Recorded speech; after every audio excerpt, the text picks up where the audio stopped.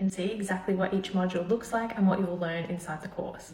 So this piece of art is the art that I take you through the whole process on, but really the course, I built it to teach you exactly how to create that ocean design, and you can put it on top of anything. But yeah, if you did want to follow along, that there is the piece of art that I show you all the ins and outs through.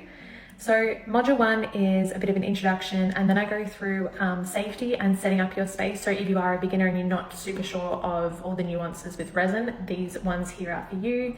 Beginner's toolkit, just going through all of my favorite little supplies and like little tricks and things that I have in my tool belt that help me achieve the results that we have.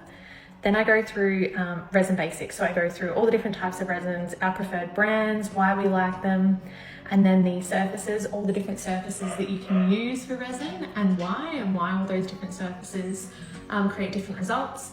And then color essentials. This is a really big question that we always get asked, is around our coloring and the inks that we use. And then so I go through all the different types of inks, all the different potencies, why they create the effects they do, how you can replicate them, how you can use all those little tips to create certain types of results.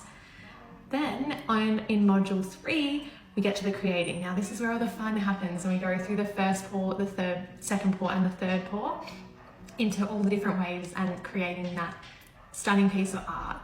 But this one here, the resin timeline, this here is where all of the value really is. I would say that this little video here is one of our biggest tips of how to create a beautiful, masterful looking piece versus a more beginner sort of basic looking ocean art. And yeah, this is all stuff that, again, I've spent almost a decade working with resin, and I've spent a couple of months getting this whole course together, and I wanted it to be absolutely perfect because I feel like I've got a lot to share. Then we go into finishing touches, and that's just how to refine the backs of your pieces, how to finish off your artwork.